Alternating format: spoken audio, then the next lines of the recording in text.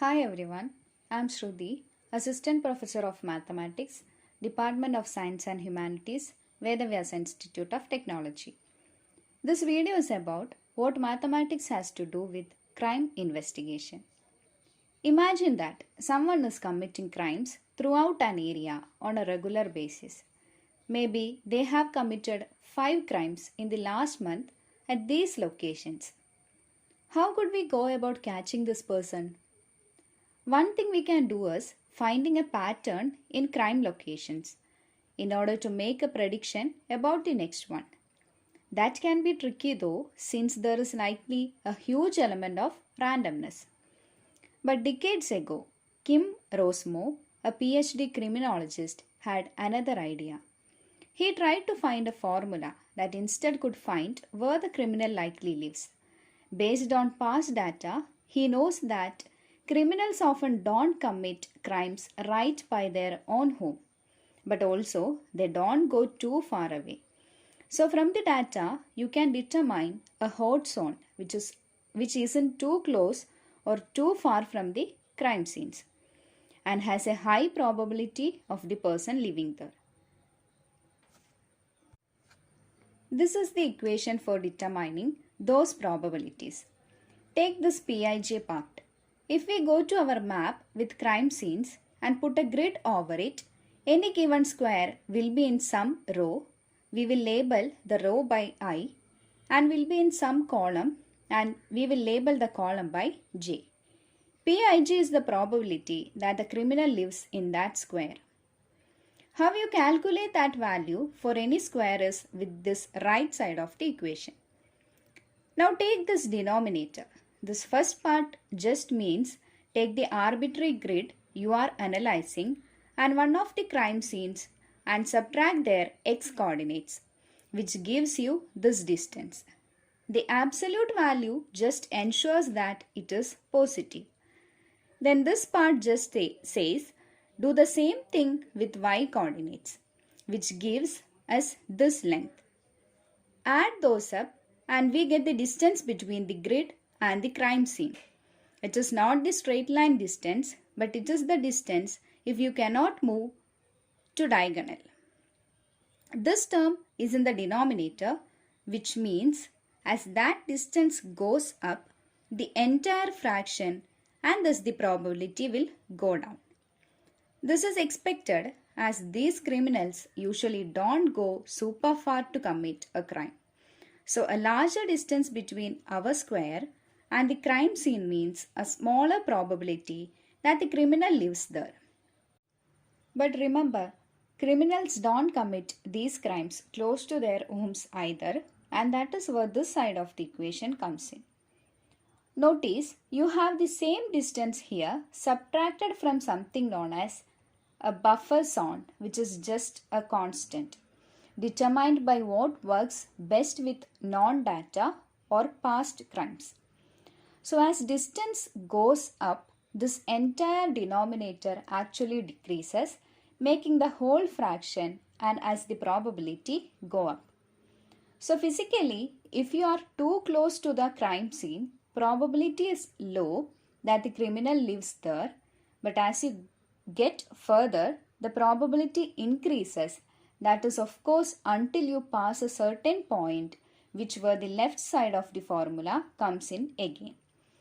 Alter the distance and these two fractions change in opposite ways, which is essentially the balancing act that keeps the hot zone of high probability that is in too close and is in too far from the crime scenes. Here, phi is a constant and again G, F and B are also constants that just makes certain parts of this equation matter more than the others, or they add more weight to certain parts. Then lastly, this part means we calculate those two fractions for every single crime committed and add the results. Do this for every square in our grid and we create a heat map of probability. What you see here is actually the output based on real crimes of a serial killer from the 70s.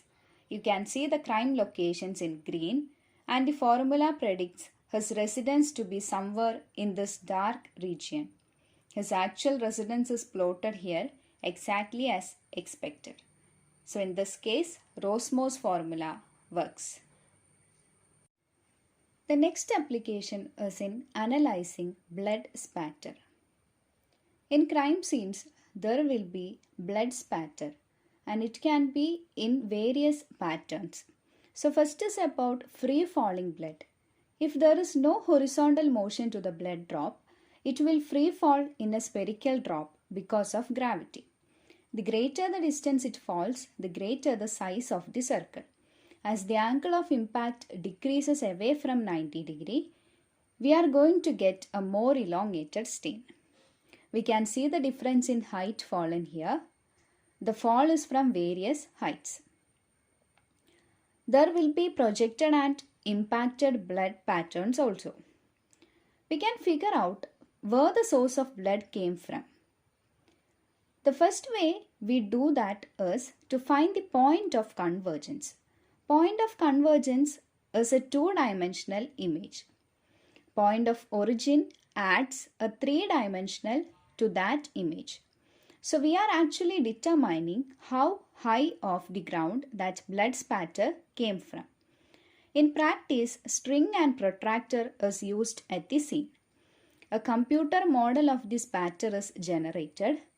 Point of convergence is determined by drawing lines through the long part of the oval blood droplets and will circle the area where the lines come together. In point of convergence, we are determining where the injured person was standing when they got the injury. Point of convergence don't always act perfectly, but you get a general area. So the point of convergence for these 6 blood droplets here is right in that area. Point of origin is the height of injury from the ground. This can be a problem because different people have different heights. So if the height of the injury from the ground is 5 feet, that is going to be in the forehead of some person, but it can be in the neck or arm of some other person who is taller than the first person. So if we don't know the height of the injured person, that can be a problem. This is the formula for point of origin to calculate the angle of impact. Measure the length as well as width of the spatter and take sine inverse of that quantity. So if we plot this as a graph, we can see if the angle is 90 degree, it is almost circular. Smaller the angle of impact, the more oval the blood spatter gets. Origin is the point of convergence in this case, that is where the person is standing. Find the angle of impact, then you take a string and extend that over to y-axis. Then we will get the point of origin. So if we have the person standing here, the point of origin on a person of this height is right here. The neck and the high chest area. So that is where this person's sustained injury. So this is the way of analyzing blood spatter using mathematics. So thank you everyone.